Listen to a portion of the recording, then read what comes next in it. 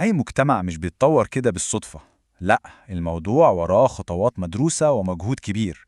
في الشرح ده هنكتشف مع بعض إزاي التخطيط الاجتماعي هو الأداة اللي بترسم بيها المجتمعات دي مستقبلها. خلينا نبدأ بسؤال هو ممكن يكون شكله بسيط لكنه في الحقيقة أساسي جدا. إزاي أي مجتمع بيقدر يبني مستقبله؟ هل الموضوع بيحصل لوحده كده؟ ولا في خطة واضحة ورا كل تطور بنشوفه حوالينا؟ الإجابة على السؤال ده بتبدأ من مفهوم واحد، مفهوم محوري. القسم الأول هيشرح لنا إيه هو بالظبط التخطيط الاجتماعي وإيه اللي بيخليه المحرك الأساسي وراء أي تطور مجتمعي منظم. ببساطة شديدة، التخطيط الاجتماعي هو مجهود واعي ومنظم.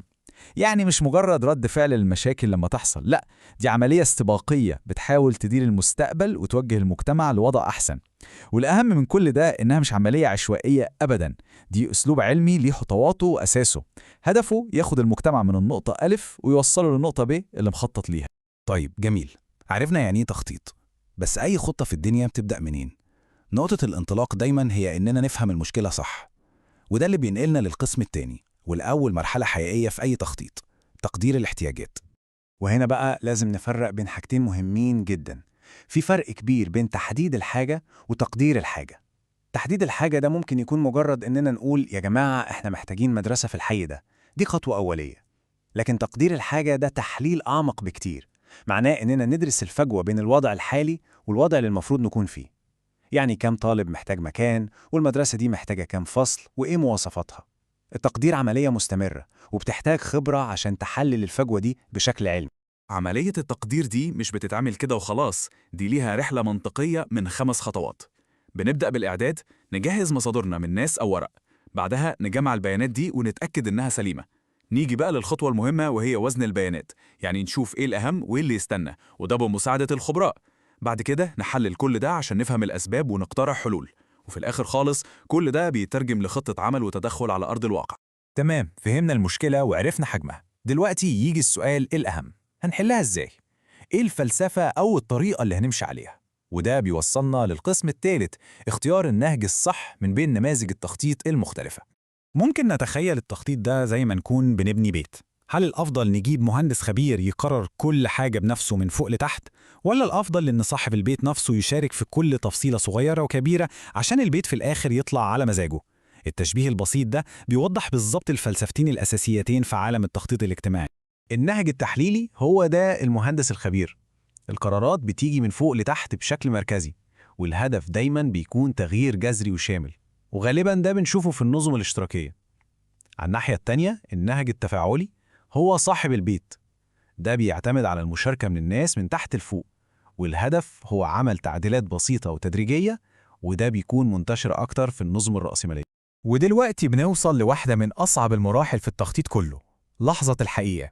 أي مجتمع في الدنيا احتياجاته ملهاش آخر، بس موارده دايما محدودة. المعادلة الصعبة دي بتدخلنا القسم الرابع، تحديد الأولويات واتخاذ القرارات الصعبة. السؤال المنطقي هو: لما يكون عندنا مليون مشكلة ومحتاجين مليون حل، بس الموارد اللي معانا يا دوب تكفي حل واحد أو اتنين، المخطط بيقرر إزاي يبدأ بإيه ويسيب إيه؟ القرار هنا أشبه بعملية موازنة دقيقة جدا. في كفة بنحط حاجات زي المشكلة دي خطيرة قد إيه وكم واحد متأثر بيها وتأثيرها على المجتمع ككل، وفي الكفة التانية بنحط الموارد المتاحة، الوقت اللي محتاجينه، قدرة مؤسساتنا، والأهم من ده كله، هل الناس نفسها مستعدة تشارك في الحل ولا لأ؟ الموازنة بين كل ده هي اللي بتحدد في الآخر نبدأ بإيه. حاجة مهمة لازم نعرفها إن التخطيط الاجتماعي مش قالب واحد بنطبقه في كل حتة، هو بيشتغل على مستويات مختلفة، وكل مستوى ليه أهدافه وأدواته. القسم ده هيوضح لنا المستويات دي من أصغر حي لحد الدولة كلها. عندنا 3 مستويات أساسية في التخطيط القومي، وده بيكون شامل للدولة كلها وبتحدده سلطة مركزية. تحته يجي التخطيط الإقليمي، وده بيحاول يوازن بين الأهداف الكبيرة للدولة وبين احتياجات وموارد كل إقليم لوحده. وفي الآخر خالص التخطيط المحلي، اللي بيركز على مجتمعات صغيرة زي المدن والقرى، وده بيعتمد بشكل أساسي على المشاركة المباشرة من سكانها. وعلشان نفهم التخطيط القومي ده أكتر، ممكن نتخيله زي مطبخ كبير. هنا الحكومة هي الشيف اللي بيجمع المقادير بتاعته، اللي هي مقترحات الناس والوزارات المختلفة، وفي الآخر بيطبخ الوجبة النهائية اللي هي الخطة القومية للدولة.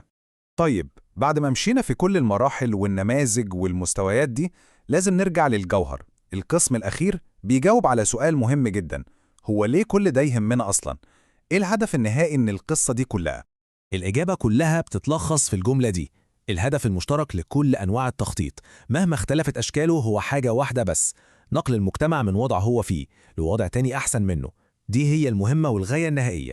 وفي النهاية الشرح ده بيسيبنا كلنا مع سؤال مهم جدا نفكر فيه. بعد ما فهمنا المبادئ دي، يا ترى إيه هي الأولوية رقم 1 اللي أي مجتمع المفروض يركز عليها دلوقتي علشان يصمم مستقبل أفضل؟ سؤال فعلا يستحق التفكير.